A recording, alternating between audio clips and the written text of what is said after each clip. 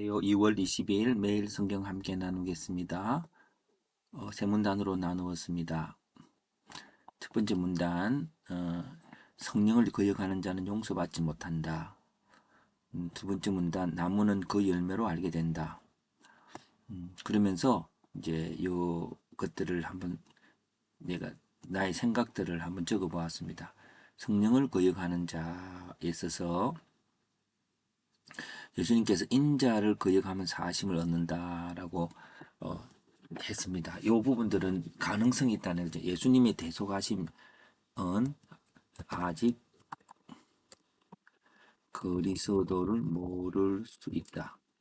예, 아직 예수님이 예수님을 모를 수 있죠. 모를 수 있는데, 근데 이 그리스도를 모르는 사람에게 성령님이 역사하셔서 구원의 열매를 얻게 하시죠. 그래서 요 사이에서 예수님을 몰라도 성령님이 임하면 구원이 적용되는데 성령님을 거역하면 구원을 이루지 못한다. 네,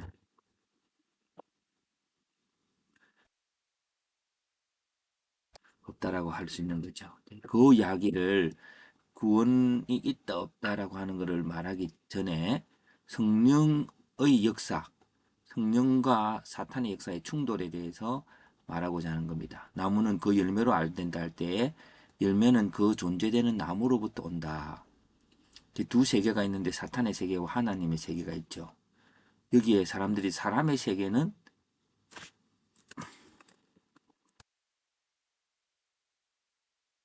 사람이 의지를 갖고 이게 뭐 내가 선택하는 것이 아니라 사탄과 하나님을 선택하는 게 아니라 사탄과 하나님 나라의 충돌에 의해서 내가 그 플레이스가 돼서 이용될 뿐이라는 거죠.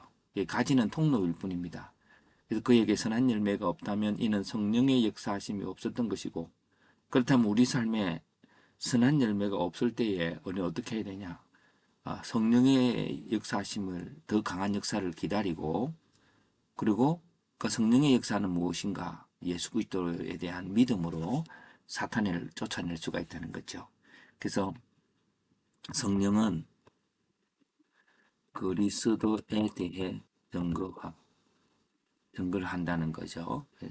그리스도에 대해 증거하는 것이니까 자, 그래서 이런 생각들을 쭉 적어봅니다.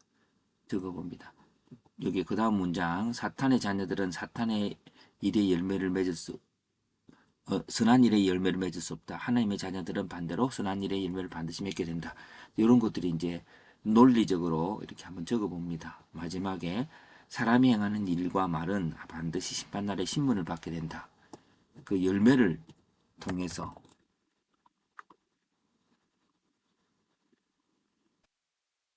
그렇습니다.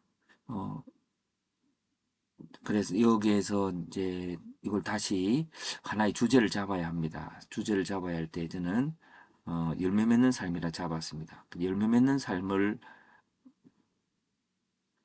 잡기 위해서 우선 제가 질문과 적용들을 한번 통해서 생각을 한번 더 펼쳐봅니다. 나무와 열매가 있는데 나무는 그 본질이죠. 성령과 사탄입니다. 여기가 내가 아니라고 하는 것을 말하는 것은 나라고 하는 자가 약하기 때문에 사탄과 싸울 수 없고 물론 성령과 싸울 수 없죠. 그래서 나라고 하는 장소에 성령과 사탄이 서로가 힘겨루기를 하시는데 성령이 반드시 이기죠. 강하죠. 그 원리를 반드시 이해해야 한다는 거예요. 그래서 선한 일을 하면 내가 의지가 약하고 아니고 성령의 역사라는 거고 악한 일은 사탄의 역사라는 거예요. 내가 선하고 싶다고 해서 사탄의 악한 역사를 제어할 수 없다라고 하는 겁니다. 이게 지금 예수님이 세우는 세계관입니다. 이 세계관이 지금 기독교적 세계관으로 자리 잡아야 하는 겁니다. 내가 선한 의지를 가지고 행하면 선을 행한다고 하는 것은 예수님이 말씀하시는 세계관과 다릅니다. 내가 선한 의지를 가져야 하기 전에 먼저 선한 존재가 내 안에 있어야 합니다. 그 선한 존재로부터 선이 나를 통해서 드러나게 됩니다. 그래서 그 뒤를 주로 받으면 내 안에 있는 악한 영이 떠납니다. 성령의 역사로 말미암아. 우리는 악한 자를 쫓아낼 수 있는 강한 힘이 없습니다. 예. 이것이 지금 예수님이 계속 강조하고 있는 우리의 존재입니다. 그런데 바리새인들은 그러지 못하지요. 자기 마음대로 생각하는데 그 행위가 악하게 된 것으로 드러나는 것은 그 안에 예수 그리스도 하나님의 영을 받아들이지 않기 때문입니다.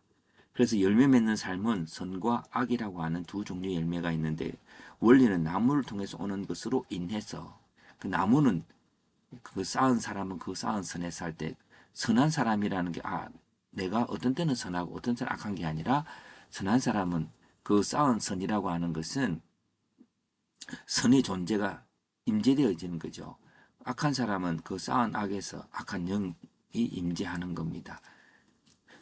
그래서 이런 부분 아주 쌓았다는 말을 왜 썼을까 하는 건 좀 더 그냥 세월이 지나고 우리가 좀 더 깊이 하면 모순되지 않게 이해가 될 수 있을 것입니다만 지금은 그냥 넘어갑니다. 열매를 맺는 결과는 선악간의 심판을 받게 됩니다. 그래서 좋은 열매를 맺기 위한 지혜는 뭐냐면 하나님을 받아들이는 거죠.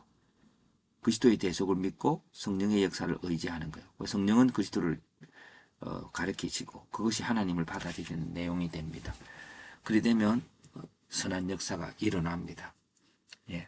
오늘 우리들은 많은 교훈이나 설교를 통해서도 우리가 선하게 사랑하며 살아가야 한다는 것을 강조합니다만은 좀 더 본질적으로 우리는 예수 그리스도를 받아들여야 합니다. 선하기 위한 것, 선한 것과 예수를 받아들인다고 하는 사실은 다를 수 있습니다.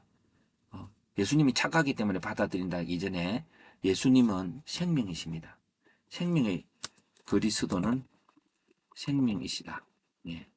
그래서 그 생명의 역사가 너로 드러난다. 예. 우리는 선한 의지가 선을 어, 나타난다는 게 아니라 내 안에 존재하는 그리스도의 생명의 역사로 선이 이루어진다는 거예요. 그래서 그만큼 그 과일이 나무에서 사과가 열린다면 그 사과가 열리기까지 얼마나 복잡한 과정이 있습니까? 아주 복잡한 생명의 프로세스가 있습니다. 그걸 인간이 만들어내지 못합니다. 선도 마찬가지입니다. 우리도 선한 의지를 갖고 착하다고 하는 걸 율법의 기준으로 너무 쉽게 알 수 있겠죠. 그래, 그런 걸 알고 내 의지를 갖고 의지하여서 한다고 해서 일어나는 게 아니라 내 안에 있는 아주 복잡한 과정을 거쳐서 선이 나오게 됩니다. 그래서 오늘 우리들은 그 과정을 이룰 힘이 없습니다. 본질적으로 없습니다. 오직 예수님이 우리에게 사랑하시고 대속하시고 성령님이 임재하셔서 하나하나 이끌어가는 그 과정 속에서 나중에 지나보면 드디어 손으로 열매 맺어진 걸 보게 될 것입니다. 이것이 예수님이 말씀하고 있는 세계관입니다. 이 세계관에 여러분들이 바로 서 있는지 아니면 율법주의하고 막 섞여가지고 안 그러면 영지주의하고 섞여가 있는 건지를 여러분 잘 분별했으면 좋겠습니다. 열매 맺을 수 있는 그런 지혜가 있기를 바랍니다.